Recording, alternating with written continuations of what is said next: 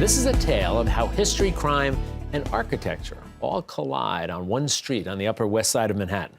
The location, Riverside Drive, between West 105th and 106th Streets. The scene, an elegant row of townhouses. The backstory, a memorable history hidden behind those brilliant walls. The goal, if only the walls could talk. Well, thanks to author Daniel Wakin, they do, in an unforgettable and intimate glimpse into the history of New York City. In his new book titled The Man with the Sawed-Off Leg and Other Tales of a New York City Block. And Dan, who is also an editor at the New York Times, joins me now to talk about all this. Dan, nice to have you here with us. Thanks so much, Jack. I'm going to get to the title in a moment because Sure. it's fabulous, and you know what it represents is so compelling. But you know, you're a journalist. You've covered all sorts of stories. Very involved in crime journalism. How did you discover these places and the stories behind them? Well, I had recently come back from covering international affairs. I was based in South Africa and Rome, and I had come back to New York and moved back into the apartment I grew up in. Oh. And right around the corner from that apartment, there are this row of townhouses that I'd always really loved. Walking past them to go to the park. And they're beautiful buildings. They're beautiful. I've driven past them myself. Yeah, so you know, they're elegant and they're beautifully ornamented and there's various architectural styles, but they all kind of cohere and they all have their own personalities. So it occurred to me, these are buildings I've loved since childhood, but I didn't really know anything about who lived in them. And here I was living in my building and looking back at my past, and I was wondering, what about the past of these buildings? And it kind of really tugged at me, this idea you have these structures made of brick and limestone, and they exist, and they've been there for decades, and they will be there for decades, but they're also human beings made of flesh and blood who carried out their lives in the walls, behind the walls, inside the rooms. Give me, again, before I get to the title, Sure. but just give me a general kind of a list, because I think most people would assume, well, they're probably well-to-do to very well-to-do people who lived in these beautiful structures.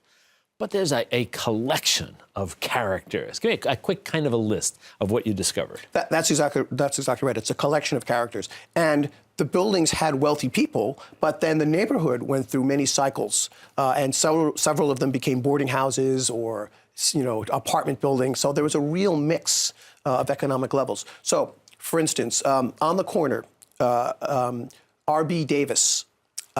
Davis is the inventor of Davis baking powder, which any New Yorker who goes into a supermarket will see to this day. Right. And he made a fortune. He was a Civil War veteran. He was engaged in a very ugly divorce with his wife, which was all over the papers. It was reality TV of the day. Right.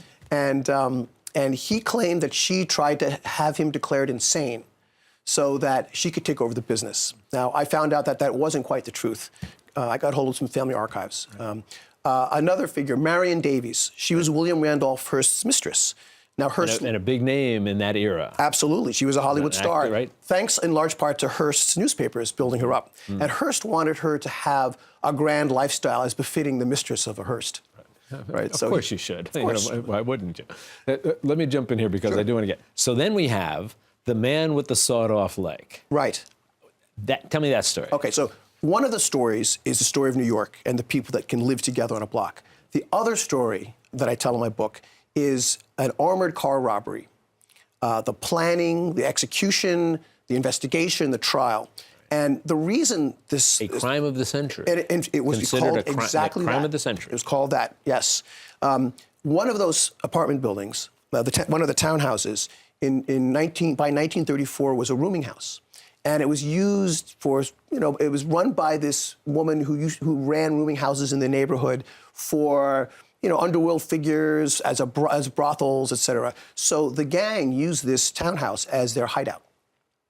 And the title, if you're ready for this one, and maybe a viewer alert here because it's a little gruesome. So the gang robbed an armored car in Bath Beach, Brooklyn. And they made their getaway across Gravesend Bay. And this was the sort of the unique, amazing thing about it, in two boats with cash. Right. And during the journey, one of the gangsters, his name was Benny the Bum McMahon, accidentally shot himself in the knee with a shotgun. So where did they take him? To their safe house. They called a doctor who is used to dealing with the underworld. The doctor amputated the leg. There was nothing much he could do, and poor Benny bled to death. So that's the sawed-off leg. The sawed-off leg. Yeah. Well, if I was writing a review, my review would be, wow, who knew? The who knew part. Maybe not the wow, but the who knew. Well, the wow. I think it's as you said, it's a fascinating look, a microcosm of New York City, and just some really compelling stories here, Dan. Again, The Man with the Sawed-Off Leg and Other Tales of a New York City Block. It is a great, entertaining read. Dan, it was a pleasure. Thanks for Thank you so much, Jack. It really you be was a well. pleasure.